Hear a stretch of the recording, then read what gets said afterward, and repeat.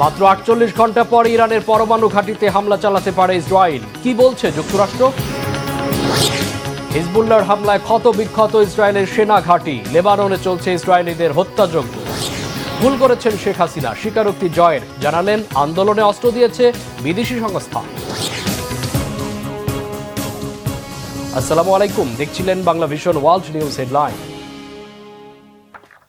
আর মাত্র দুদিন পরই ইরানের পরমাণু স্থাপনায় হামলা চালাতে পারে ইসরায়েল, এমন সতর্কতা দিয়েছে যুক্তরাষ্ট্র। তারা বলছে, প্রেসিডেন্ট বাইডেনের পরামর্শ সত্ত্বেও ইরানের হামলা না চালানোর কোনো নিশ্চয়তা দেয়নি তারা। ইরানের হামলার পাশাপাশি গাজা ও লেবাননে চলমান আগ্রাসন আরও জোরালো করারও পরিকল্পনা করছে গণহত্যাকারী এই ইসরায়েল। ডেস্ক রিপোর্টে আরও জানাচ্ছেন রিফাত জামান। শেষ পর্যন্ত কি ইরান ইসরায়েল যুদ্ধ শুরু হচ্ছে? আর মাত্র ৪৮ ঘন্টা বা দুদিন পরে কি ইরানের পরমাণু স্থাপনায় হামলা চালাবে ইসরায়েল? শিগগিরই ইরানে প্রতিশোধ হামলা চালাবে ইসরায়েল। দেশটির ঘনিষ্ঠ বন্ধু যুক্তরাষ্ট্র এমন ইঙ্গিত দেওয়ার পরই এই প্রশ্ন উঠেছে। যুক্তরাষ্ট্র জানিয়েছে, ইরানের পরমাণু স্থাপনায় হামলার পরিকল্পনা করছে ইসরায়েল। এরই মধ্যে ইরানের উপগ্রহ কেন্দ্রসহ ৭টি পরমাণু কেন্দ্রে হামলার ছকও চূড়ান্ত করে ফেলেছে ইসরায়েল। ইরানে হামলা চালানোর পাশাপাশি লেবানন ও গাজায় আগ্রাসন আরও জোরালো করার পরিকল্পনাও করেছে তারা। মার্কিন পররাষ্ট্র দপ্তরের এক শীর্ষ কর্মকর্তা সিএনএনকে জানিয়েছেন, ইরানের পরমাণু স্থাপনায় হামলা চালাবে না এমন নিশ্চয়তা এখনো দেয়নি ইসরায়েল। তাই এখনই হামলা হবে না এটি নিশ্চিত করে বলা যাচ্ছে না। বরং ৭ অক্টোবর ইসরায়েলের উপর হামাসের হামলার বার্ষিকীর দিনটি ইরান আক্রমণের জন্য বেছে নিতে পারে ইসরায়েল, মনে করছেন মার্কিন কর্মকর্তারা। তারা বলছেন, ৭ অক্টোবর না হলেও খুব শিগগিরই, অর্থাৎ ৭ অক্টোবরের আগে বা পরেও হতে পারে এই হামলা। তবে এই ব্যাপারে এখন পর্যন্ত কোনো মন্তব্য করেনি ইসরায়েল। অবশ্য ছেড়ে কথা বলছে না ইরানও। ইসরায়েল হামলা চালালে চড়া মূল্য দিতে হবে বলে এরই মধ্যে হুঁশিয়ার করে দিয়েছে ইরান।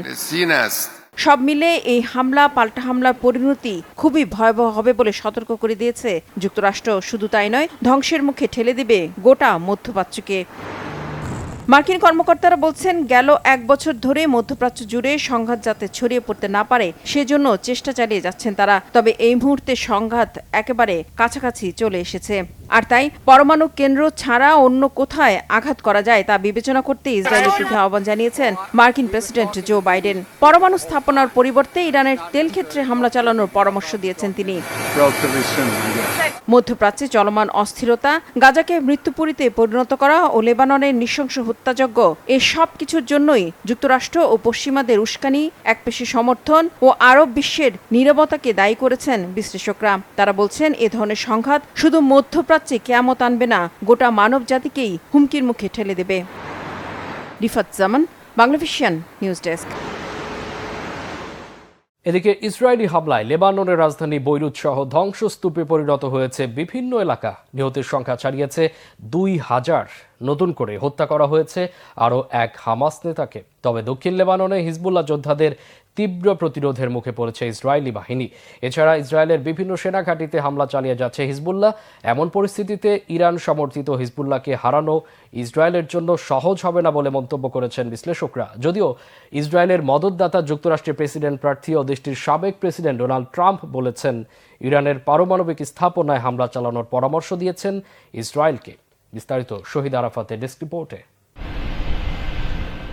ইসরায়েল মধ্যপ্রাচ্যের বিস্ফোরা। বছরের পর বছর ধরে মধ্যপ্রাচ্যকে অস্থিতিশীল করে রেখেছে তারা। এখনও সমান তালে হামলা চালাচ্ছে লেবানন আর ফিলিস্তিনে। গাজার পর আরও একটি ধ্বংসস্তূপ দেখছে বিশ্ববাসী। গত ১ বছরে লেবাননে ২,০০০ মানুষকে হত্যা করেছে ইসরায়েল। নিহতদের মধ্যে ১২৭ জনের বেশি শিশু। নতুন করে লেবাননে একটি ফিলিস্তিনি শরণার্থী শিবিরে ইসরায়েলের হামলায় হামাস নেতা সায়েদ আতাল্লাহ সহ তার পরিবারের ৪ সদস্য নিহত হয়েছে। লেবাননের দক্ষিণাঞ্চল এবং রাজধানী বৈরুতের পাশাপাশি দেশটির সীমান্ত এলাকায়ও বোমাবর্ষণ করছে ইসরায়েল। হিজবুল্লাহ গোষ্ঠী কিছুটা প্রতিরোধ গড়ে তুললেও নেতানিয়াহু বাহিনীকে ঠেকানো যাচ্ছে না। শুক্রবার লেবানন ও সিরিয়ার মধ্যে একটি সীমান্ত ক্রসিংয়েও ব্যাপক হামলা চালায় ইসরায়েল। ইসরায়েলি হামলায় এরই মধ্যে লেবাননে বাস্তুচ্যুত মানুষের সংখ্যা ছাড়িয়েছে ১২ লাখ। প্রতিদিন বাড়ছে এই সংখ্যা। জীবন বাঁচাতে সিরিয়া, তুরস্ক, জর্ডানে পাড়ি দিচ্ছেন নিরীহ লেবাননবাসী। পরিবার পরিজন নিয়ে রাস্তাই তাদের শেষ ঠিকানা। দেখা দিয়েছে খাবার ও পানির সংকট। গত 10 দিন ছিল ভীষণ ভয়ঙ্কর। আমরা কেউ ঘুমাতে পারিনি। প্রতিটি জায়গা বোমা আর বন্দুকের শব্দ। মানুষ মারা যাচ্ছে, তারা সাহায্য চাইছে, কেউ সাহায্য করতে পারছে না। নিরীহ মানুষদের মৃত্যু মেনে নেওয়া যায় না। আমরা কি করতে পারি? কিছুই করার নেই। এটা এক অসহনীয় যন্ত্রণা। এদিকে ইসরায়েলের মিত্রদের হামলাও থেমে নেই। ইয়েমেন জুড়ে হুতি বিদ্রোহীদের 15টি লক্ষ্যবস্তুকে কেন্দ্র করে যৌথ বিমান হামলা চালিয়েছে যুক্তরাষ্ট্র ও যুক্তরাজ্য। শুক্রবার রাতে গোষ্ঠীটির অস্ত্রাগার, ঘাঁটি এবং সামরিক সরঞ্জাম লক্ষ্য করে একযোগে হামলা চালায় দেশ দুটি। অন্যদিকে ইসরায়েলের ধ্বংসযজ্ঞের আগুনে ঘি ঢালছেন যুক্তরাষ্ট্রের সাবেক প্রেসিডেন্ট এবং আসন্ন নির্বাচনের প্রার্থী ডোনাল্ড ট্রাম্প। ইরানের পারমাণবিক স্থাপনায় ইসরায়েলের হামলা চালানো উচিত বলে অভিমত তার। শুক্রবার নর্থ ক্যারোলিনায় একটি নির্বাচনী প্রচারে অংশ নিয়ে রিপাবলিকান নেতা বলেন, পারমাণবিক স্থাপনায় হামলা চালানোর বিষয়ে ইসরায়েলের বিরোধিতা করেছেন জো বাইডেন। তার উচিত ছিল ইসরায়েলকে সমর্থন দেয়া।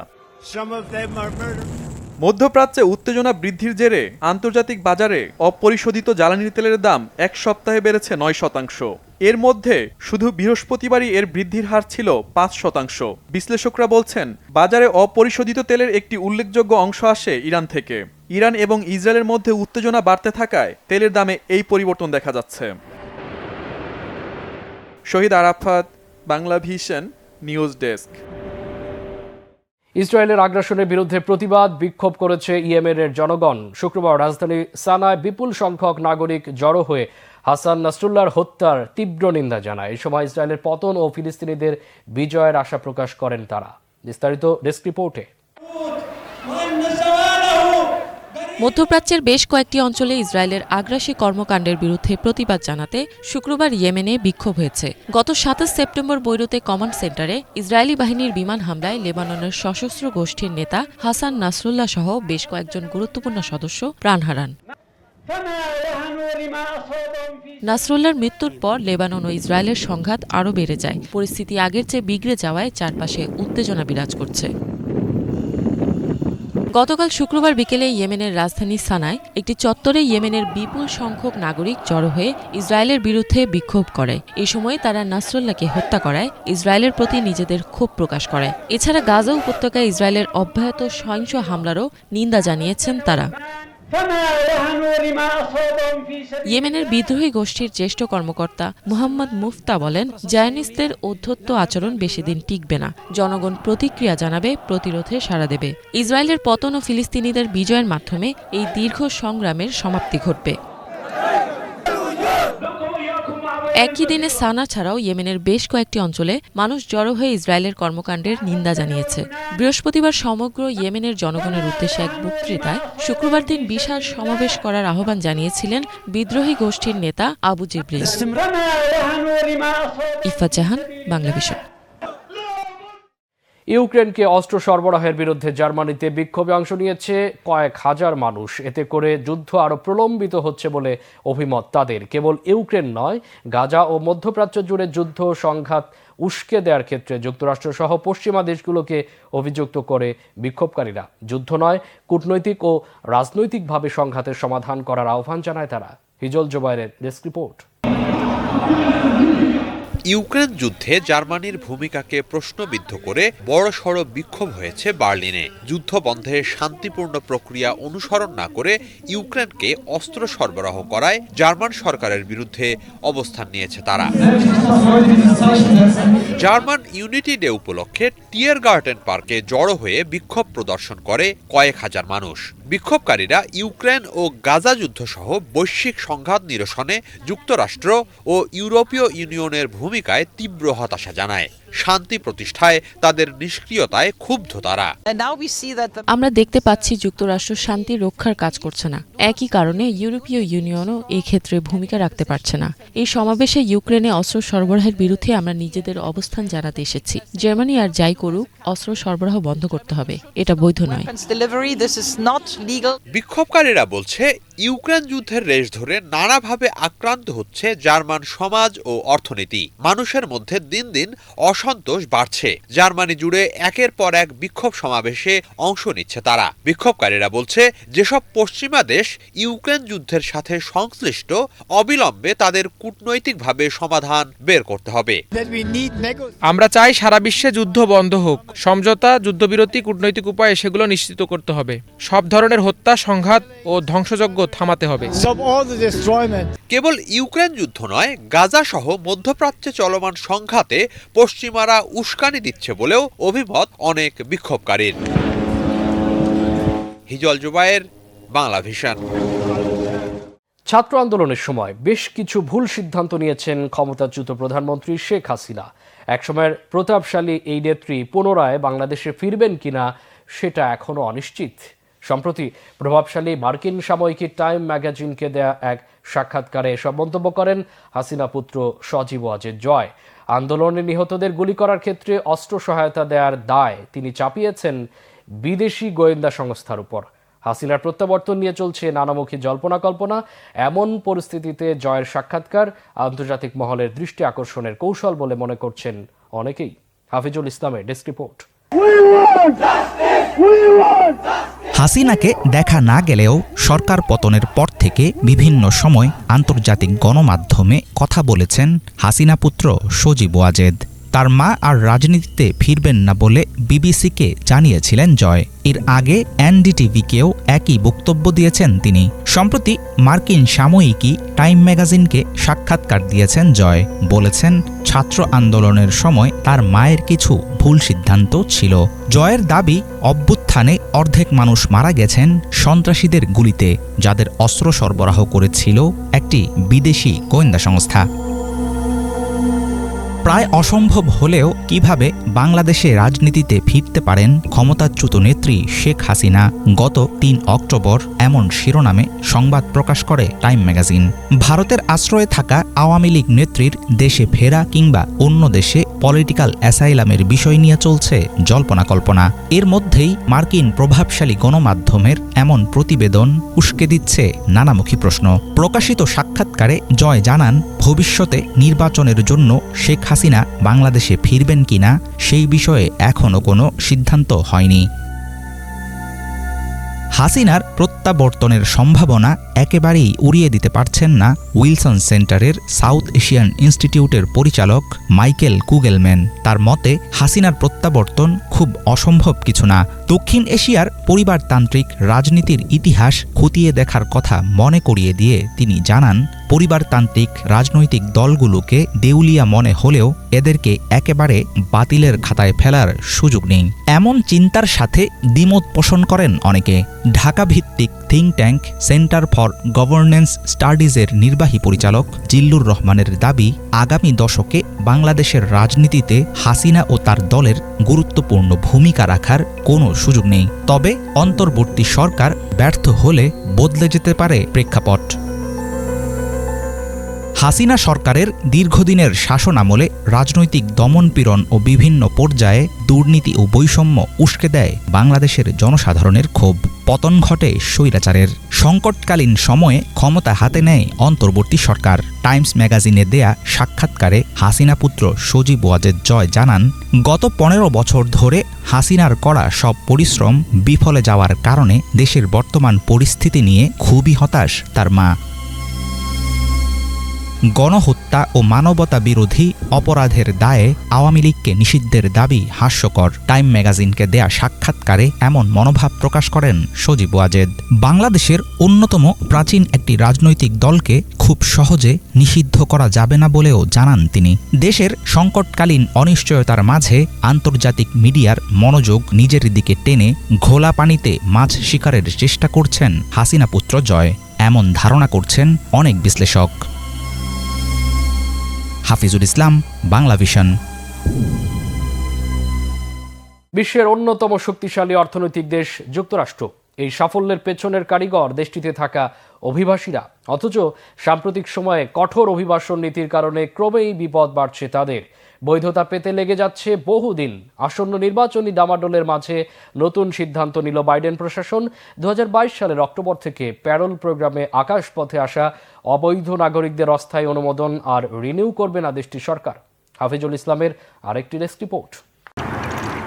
বছরের পর বছর ধরে মার্কিন যুক্তরাষ্ট্রের রয়েছে অভিবাসীদের সাদরে গ্রহণের ইতিহাস, কিন্তু সাম্প্রতিক বছরগুলোতে জটিল হচ্ছে পরিস্থিতি। এবার নতুন বিপদে পড়তে যাচ্ছে দেশটিতে আসা অনেক অভিবাসী। বাইডেন প্রশাসন জানিয়েছে যুক্তরাষ্ট্রে আশ্রয় নেয়া কয়েক লক্ষ অস্থায়ী নাগরিকের আইনগত অনুমোদন নবায়ন করবে না তারা। একটি নির্ধারিত মানবিক উদ্যোগের আওতায় মার্কিন স্পন্সর নিয়ে যেসব উদ্বাস্তু দেশটিতে প্রবেশ করেছেন তাদের ক্ষেত্রে নেয়া হলো এমন সিদ্ধান্ত। গত 4 অক্টোবর শুক্রবার এই তথ্য দিয়েছে মার্কিন হোমল্যান্ড সিকিউরিটি বিভাগ। 2022 সালের অক্টোবর থেকে আকাশপথে মার্কিন যুক্তরাষ্ট্রে প্রবেশ করেছে কিউবা, হাইতি, নিকারাগুয়া এবং ভেনেজুয়েলার প্রায় 6 লাখ অভিবাসী। আমেরিকায় অবস্থানের জন্য বাইডেন সরকারের ঘোষিত প্যারোল প্রোগ্রামের অধীনে তাদেরকে দেয়া হয় 2 বছরের অস্থায়ী অনুমোদন। আগামী কয়েক সপ্তাহের মধ্যে শেষ হতে শুরু করবে মেয়াদ। কর্তৃপক্ষের তরফ থেকে জানা গেছে অন্যান্য প্রোগ্রামের অধীনে যেসব অভিবাসী আছেন যুক্তরাষ্ট্রে থাকতে তাদের কোনো অসুবিধা হবে না। মার্কিন স্পন্সর আছে এমন অভিবাসীদেরকে মানবিক কারণে অথবা জনসাধারণের জন্য সুবিধাজনক বিবেচিত হলে তাদেরকে দেশে প্রবেশের অনুমতি দেয় প্যারোল প্রোগ্রাম।